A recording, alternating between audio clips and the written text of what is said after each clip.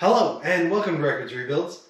Today we're going to be talking about the single most difficult part of fixing this 2015 Z51 Corvette. It's the inner fenders. It's epoxying the inner fenders onto the frame of this car. So the hardest part about that is there are no guides, there are no bolts. It's just epoxy and then it fits where it will. So in the past, and a lot of times, you know, with these cars, with the inner fender here, well, let's see, you can get away with just replacing this wing right here. So like this part will be broken off, the headlight mounts will be broken off, but if you can, you really want to try and get away with leaving this piece, the piece that's actually epoxied onto the frame, in place. So if you can, you can see, you know, the first time I rebuilt this car, you can see the white epoxy here, you know, and you can see I just kind of glued that wing on there. So I was able to just replicate what had been done before, and I didn't need to reattach it to the frame. This time, too much of those inner fenders was busted up, and so I had to engineer a way to do that. So what we did is we ended up leaving just little small chunks of epoxy, about, you know, that big, and that set the gap correctly. And I'd leave specific spots that helped me locate the fender to where it needed to be. And then obviously you have to have something that holds it in place while epoxy is drying. So we would just put a screw right through and into that piece of old epoxy. And then I'd slather twice as much new epoxy around it. So the surface area of the bond was even bigger than what General Motors did. But it gave me a way to sort of gauge the gap. I was incredibly nervous about it because each of these inner fenders costs about $700. If you glue it on there, the only way to get it off is to bust it off, and then you're going to bust it up and it's going to be no good. It was an incredibly frustrating process. At one point, my 3-year-old stepped in a gob of epoxy and started tracking it all over the garage. Then I started swearing at him, not my proudest moment as a parent. And all the while, the epoxy is drying, and it's getting you know, more and more difficult. The passenger side inner fender, I actually was never able to get it just how I wanted it. And it had about a 1/4 inch gap in the front of where that inner fender attaches onto the frame, where it was more lateral or more outboard than what it should have been. I was miserable. I thought of taking the whole thing off and busting it up, and I was just so angry. And it turned out, you know, it's a Chevrolet. It's got a lot of adjustment in the panels, you know, so we did the adjustment and the thing works just fine. I mean, it had plenty of adjustment to adjust that extra space out, and the thing fits great. The hood lines up great, the fenders line up great. And so, you know, if you have a little bit of a problem like that, or something that doesn't work out just quite right, just remember, like, you can adjust it later. It's not the end of the world. So yeah, well, that's a lot of talking. Without any further delay, we'll get into the videos. The cinematography is horrible because I was just furious most of the time that this was going on. But I think you can still see what was going on, how we did it, and if you want to do something similar, you can kind of imitate the process. So here we go. Okay, this is our Lord Fusor 127EZ epoxy that we're going to use right down here to attach this inner fender. Okay, so we're trying to figure out how to mount this inner fender here, and this has to be epoxied on. So a good way that I'm going to do it is this epoxy is in here shimmed to exactly the right size. So what I'm going to try to do is take out part of that epoxy but leave other parts, and on those parts where we know the shim and the length is correct, we'll put a screw that goes from here into there, and we'll use that to make sure we get everything lined up correctly. And then once we've got it all mocked up correctly, then we're going to take the epoxy, the new epoxy, put it in there, and And then we'll screw the screws in, and the screws will hold it tight until the epoxy dries. It's slippery.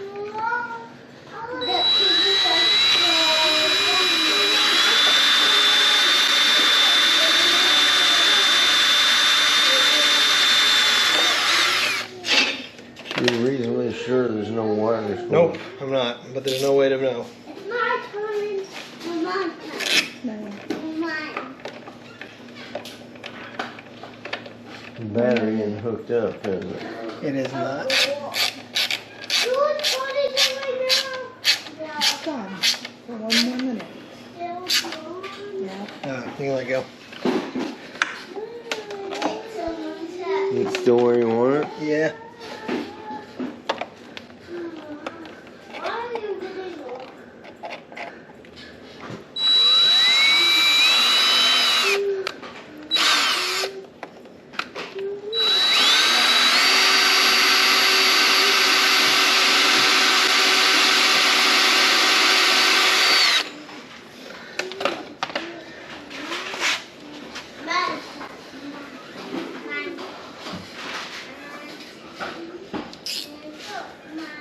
Okay, and then we're just gonna put the screw in the hole we just drilled here.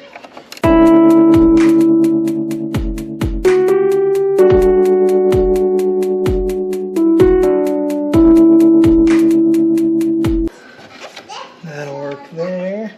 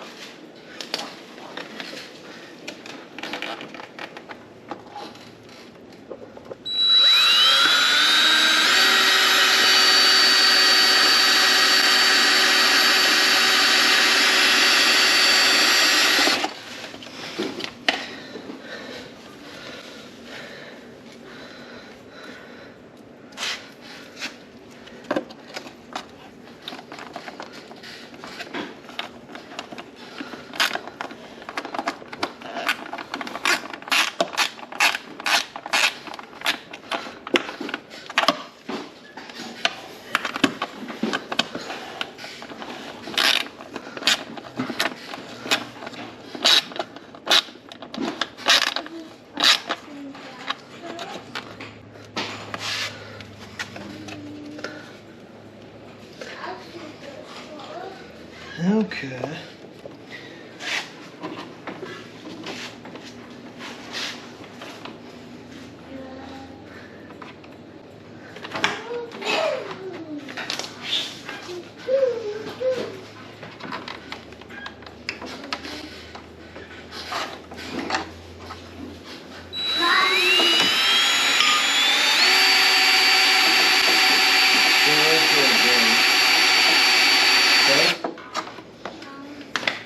John, how old are you now?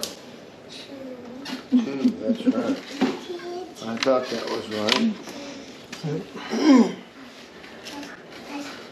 I'm gonna go get an extension just a second. So I stop this.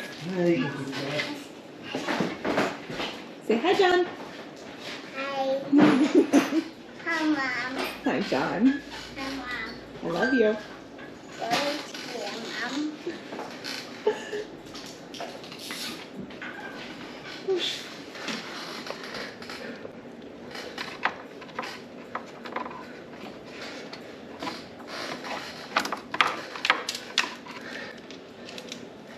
If you can, come, go from this side and you'll get a little better, I think.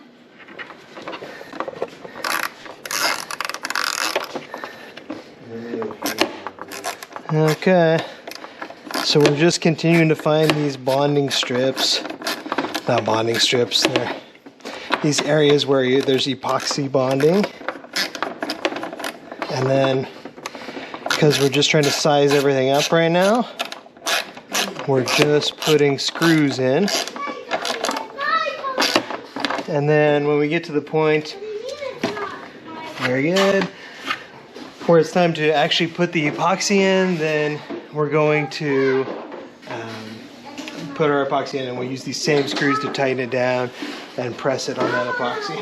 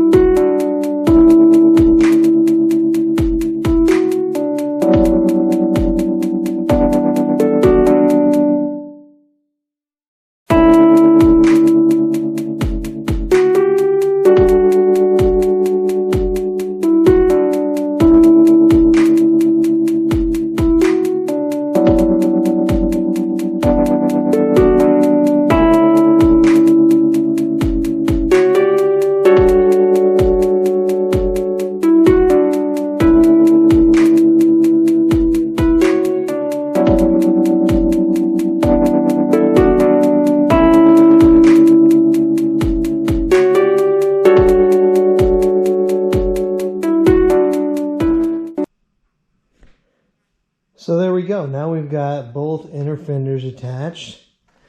There's one slight detail. If you'll notice here in certain areas where you can see it, you can see that epoxy, and one of the big problems is that it's white. Whereas the stuff General Motors used, this color right here, black. So I don't know why it is that if you use the stuff that they recommend, it only comes in white. That's that Lord Fusor 127EZ. I sure wish it came in black, but it doesn't. So we'll get stuck with these little white spots, and we'll paint them black and go from there. Okay, so there you have it. That's how we located and epoxied the inner fenders. You know, on this build, the only things that were ever kind of up in the air, how do you locate the frame rails? Got to do that right, or else everything's crooked after that. And then how do you locate those inner fenders? And if you can do those two things, the rest of it is just like playing Legos. Like, it's just so easy. One thing bolts to another. That part's just fun. The only part that makes you nervous is the frame and those inner fenders gluing onto the frame. But after you get that done, it's a piece of cake. And thanks for watching, and we'll have some more videos soon. Car's almost done now, and we're really making a lot of progress.